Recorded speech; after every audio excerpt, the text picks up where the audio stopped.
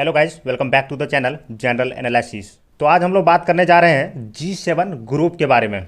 यह total 7 industrialised nation का group है, जिसमें USA, UK, France, Canada, Germany, Italy और जापान शामिल है।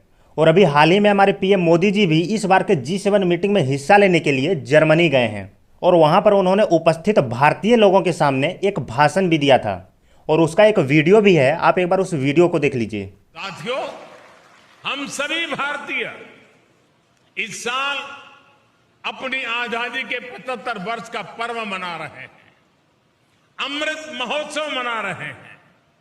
आजादी के 75वें वर्ष में भारत अभूतपूर्व इंक्लूसिवनेस और इससे प्रोत्साहित होने वाली करोड़ों एस्पिरेशंस का गवाह बन रहा है।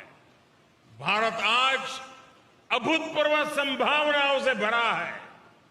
हमारी पॉलिसी स्पष्ट है और रिफॉर्म्स के लिए भरपूर कमिटमेंट है। 5 साल बाद हमें कहां पहुंचना है, ये भी तय है।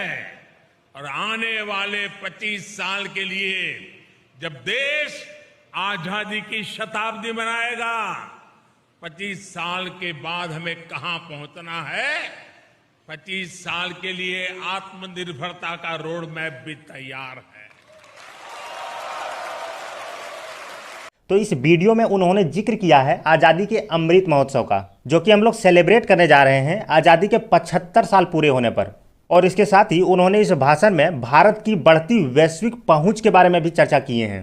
अब यदि हम लोग इस बार के 48th G7 समिट के बारे में चर्चा करें तो इस मीटिंग में हमारे PM environment, energy, climate change, food security, health, gender equality और डेमोक्रेसी के बारे में चर्चा करने वाले हैं। और इसके साथ ही वहां उपस्थित वर्ल्ड लीडर के साथ द्विपक्षीय मीटिंग भी होना है। और इस मीटिंग में प्रस्तावित है कि रसिया यूक्रेन कॉन्फ्लिक्ट के बारे में भी चर्चा किया जाएगा, क्योंकि इन दोनों के बीच के कॉन्फ्लिक्ट का 4 महीना पूरा हो गया है और अभी तक कोई निष्कर्ष निकल कर नहीं आया है। और जब ये कॉन्फ्लिक्ट स्टार्ट हुआ था और दूसरे देशों ने रसिया पे सैंक्शन लगाना शुरू कर दिया था, तब रशियन रूबल का वैल्यू काफी गिर गया था। और उस समय रशियन रूबल का वैल्यू $1 के मुकाबले 140-150 रूबल हो गया था। और अभी की स्थिति को देखें तो $1 के मुकाबले 53 रशियन रूबल हो गया है। तो हम लोग मान सकते हैं कि अभी रशियन रूबल काफी अच्छी स्थिति में है। और इसी वजह से इस मीटिंग में यह भी संभावना है कि ये सब नेशन मिलकर डिस्कस करें कि रसिया को और कैसे डैमेज किया जाए ताकि ये कॉन्फ्लिक्ट रुक जाए। अब यदि हम लोग G7 के फॉर्मेशन के बारे में चर्चा करें तो 1970 में वर्ल्ड में फर्स्ट ऑयल क्राइसिस आया था और यह ऑयल क्राइसिस काफ़ी देशों के इकोनॉमी को प्रभावित कर रहा था।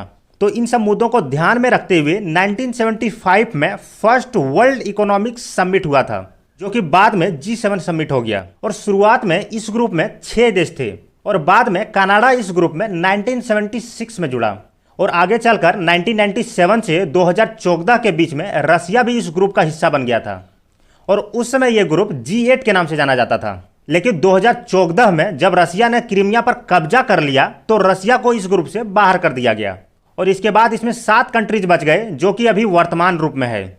और यदि हम लोग देखें तो इसमें 7 नेशन के अलावा यूरोपियन यूनियन लगभग हर बार पार्टिसिपेट करता है और कुछ महत्वपूर्ण इंटरनेशनल ऑर्गेनाइजेशन भी इस मीटिंग में शामिल होते हैं, जिसमें है WHO, WTO, IMF और वर्ल्ड बैंक। अब यदि हम लोग इस ग्रुप की सिग्निफिकेंस को देखें तो G7 कंट्रीज अपने पास वर्ल्ड के 10% पॉपुलेशन को रखता है।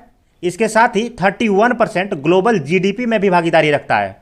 और इसके साथ ही ये बात काफी चौंकाने वाला है कि G7 कंट्रीज पूरे विश्व के 21% ग्लोबल कार्बन इमिशन के लिए जिम्मेदार हैं। और यदि हम लोग इस ग्रुप को देखें तो इसमें वर्ल्ड के 2 मेजर पॉपुलेशन और इकोनॉमी वाले कंट्री चाइना और इंडिया इस ग्रुप में शामिल नहीं है। इस ग्रुप में जापान शामिल है, जो कि एशिया से है, और बाकी देश अमेरिकी और यूरोपियन देश हैं। तो इस बात से जाहिर है कि इसमें विश्व के कुछ चुनिंदा देश शामिल हैं। तो इस वीडियो में इतना ही। मिलते हैं नए वीडियो में नए टॉपिक के साथ। और यदि आप लोगों ने वीडियो को पूरा अंत तक देख लिया है तो चैनल को सब्सक्राइब कर दीजिएगा और वीडियो को भी लाइक कर दीजिएगा।